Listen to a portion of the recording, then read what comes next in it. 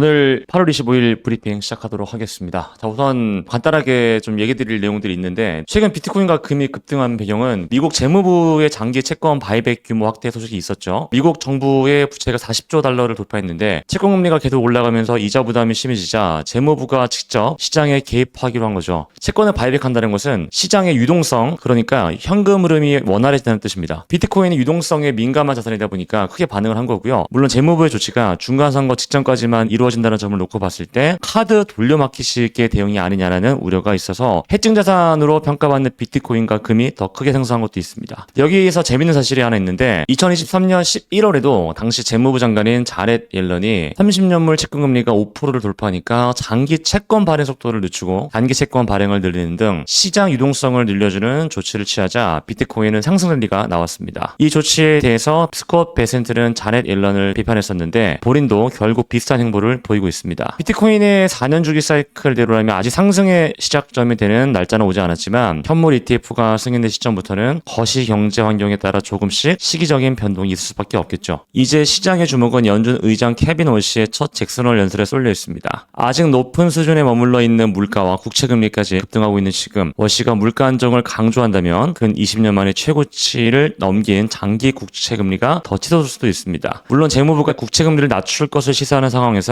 그런 일이 일어날 확률은 적겠지만 케빈 워시가 시장의 불확실성을 얼마나 해소할 수 있을지 좀 더 지켜봐야 되겠습니다.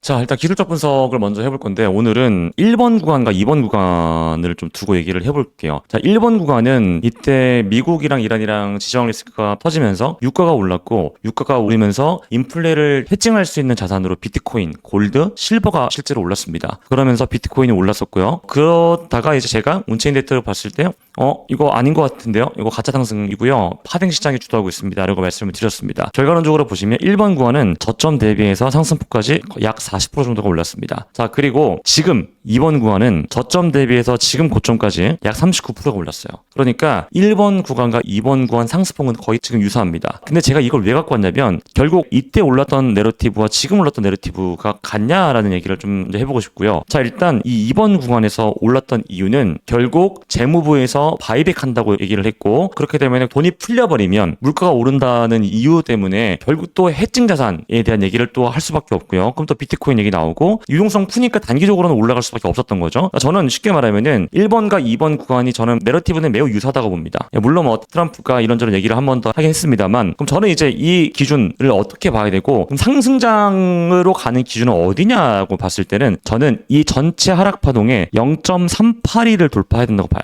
이건 제가 1번 구간 볼 때도 똑같았어요. 자, 제가 이때 1번 구간 때도 보시면은 이때 올라갈 때 가짜 상승입니다. 이거 0.382 레벨 돌파 못하면 결국 추가 하락 나올 수 있습니다. 라고 말씀을 드렸었고 실제 하락을 했는데 저희가 기준을 둘 때 지금 저는 84K는 돌파를 해야 상승장이다 라고 얘기를 하는 거고요. 0.236을 돌렸을 때는 아무리 강하더라도 0.382 레벨을 돌파 못했기 때문에 가파른 하락 추세는 멈췄지만 상승 추세로의 전환은 보기는 어렵다라고 말씀드려요. 왜 그러냐면요. 우리가 이 기준을 두는 게 중요한데 지금은 보시면 작년 10월 달을 고점으로 보고 두 번째 고점이 이게 작도할 때 보시면 여기를 보죠. 5월 4일로 본단 말이에요. 그러면 우리가 이 기준을 과거로 돌아가서 다르게 보면 이렇게 봤을 때 고점이 10월 달 맞고요. 그 다음 고점이 여기죠. 올해 1월 달이에요. 그럼 이제 우리가 이렇게 볼 때 패러렐처럼 작도할 때 이렇게 작도한단 말이죠. 이런 식으로. 자, 그래서 이때 제가 말씀드릴 때 이거 채널 돌파 나왔는데 이거 0.382 레벨 돌려야 돼요. 우리가 피보나치 되돌림 레벨 기준으로 볼 때 항상 382를 돌렸어야 결국 진정한 상승장이 시작됐었습니다. 라고 말씀드렸던 기억이 있습니다. 영상 돌려보시면. 근데 이때도 마찬가지로 0.382 레벨 돌파 못하고 하락했어요. 근데 이때 봤던 온체인 데이터와 지금 온체인 데이터를 비교해야 되는 거고 지금도 본다면 이렇게 보는 거죠. 이렇게. 그리고 이 하락 파동 저점이 또 내려갔으니까 이렇게 볼 수 있죠. 이렇게. 그럼 다시 말하지만 84K가 저는 이 전체적인 상승장으로의 전환으로 보는 거고요. 그 전까지는 저는 3월과 5월 달과 똑같다고 볼 거예요. 왜 그러냐면 데이터가 그렇게 말해주고 있고 다만 제가 지금 이제 하방 관점을 더 유지를 못하는 건 가격적으로는 제 기준으로 틀렸기 때문이라는 거고 지금 트럼프의 말 한마디가 혹은 재무부의 어떤 말 한마디가 모든 뷰를 다 무시하는 강한 그런 움직임을 볼 수 있다는 거기 때문에 말씀을 드려보고요. 이제 온체인 데이터를 기준으로 보고 제가 왜 지금도 리스크 관리에 집중해야 된다고 말씀드리는 건지에 대해서 설명을 드려보겠습니다.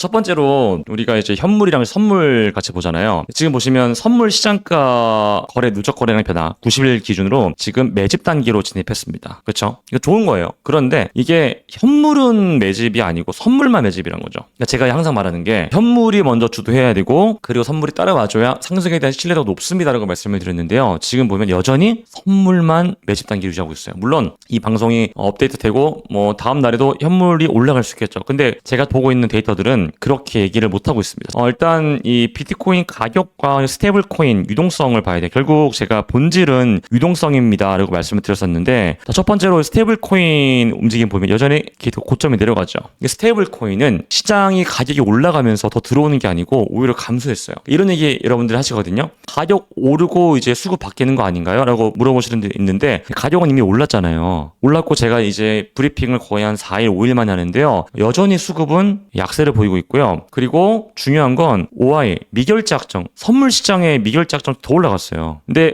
현물 시장의 유동성은 여전히 제한적입니다. 그러니까 쉽게 말하면 가격은 올라가서 이제 온체인 데이터상 반응이 나와야 되는데 여전히 스테이블 코인은 아쉽다는 거죠. 그러니까 이게 이러니까 하락할 거가 아니고 지금 추가 상승장으로 보기에는 아직까지는 준비가 안 된 것 같습니다라는 얘기를 하는 겁니다. 아마 이 영상 보시면서 얘는 아직도 하락을 얘기하고 있나? 이거 후행 데이터 아니야? 라고 여러분들도 말씀하시겠죠. 이미 가격이 오른 5일 뒤인데 이 후행 데이터가 움직이지 않는다는 건 그만큼 이 가격에 투자자들은 신뢰를 크게 하지 못하고 있다는 겁니다. 그러니까 미결작정만 늘어날 뿐이죠. 이 다음 데이터를 보면은 최근에 이제 현물 수급이 좀 개선됐습니다. 자, 보시면 이 회색깔이 현물 수급인데 현물 수급이 음수에서 양수로 올라왔어요. 매수세가 좀 붙었다는 거죠. 근데 좀 확대해서 보면은 현물 수급은 다시 감소하고 있습니다. 고점이. 이런 식으로 내려가고 있어요. 그런데 여기서 중요한 건 파생 시장의 수급이 조금 감소해줘야 좋은 건데, 자, 다시 보면 현물은 감소하고 있었죠. 그런데 파생, 즉 선물은 계속 늘고 있어요. 자, 이걸 같이 보면은, 자, 색깔을 잘 보세요. 회색깔은 음수에서 양수로 올라왔어요. 이건 좋은 겁니다.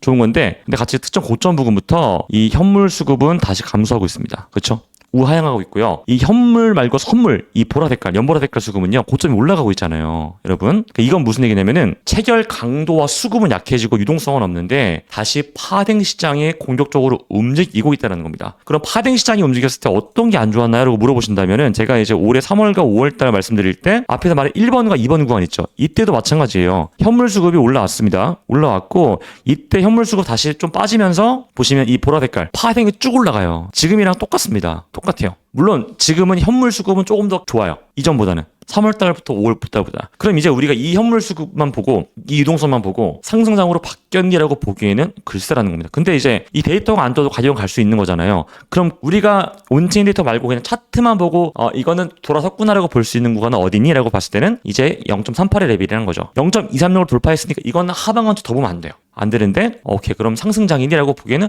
글쎄라는 거죠. 자, 그러면 지금 시장의 공급 압력을 좀 같이 볼게요. 그러니까 수요가 없고 수급이 없는 상황, 레버리지가 다시 끼고 있는 상황에서 거래소 보유량은 오히려 올라가고 있습니다. 자, 거래소 보유량이 올라간다는 것은 시장에 매도하려는 대기 물량이 늘어나고 있다는 거고요. 두 번째로는 순입출금량 보시면은 다시 한번 거래소의 매도 물량이 늘어나고 있어요. 매도하기 위한 물량도 늘어나고 있다. 자, 이 초록 색깔은 순입금, 매도를 하기 위해서 거래소를 입금하는 행위를 얘기하고요. 이 빨간색은 출금, 그러니까 매도보다는 매집했다라고 볼 수 있는 그런 움직임들이죠. 쉽게 말하면 최근에 가격 올라오면서 매집 성격의 비트코인 거래소 움직임보다는 매도 성격의 움직임이 좀 더 많았다라고 보는 게 합리적입니다. 자, 그런데 제가 지난번에 채굴자들의 움직임 되게 잘 봐야 돼요. 왜냐면 채굴자들이 이 빨간 색깔 선이 뭐냐면은 비트코인을 채굴자들의 거래소로 이제 매도하기 위해서 물량을 이동할 때 1년 초과된 수준으로 올라오게 되면 이 빨간색 위로 올라와요. 이때마다 항상 좀 안 좋았어요. 잠깐 오르더라도 다시 하락하는 이런 움직임들이 나왔었는데, 자, 최근에 채굴자들이 거래소로 많은 물량을 이동했습니다.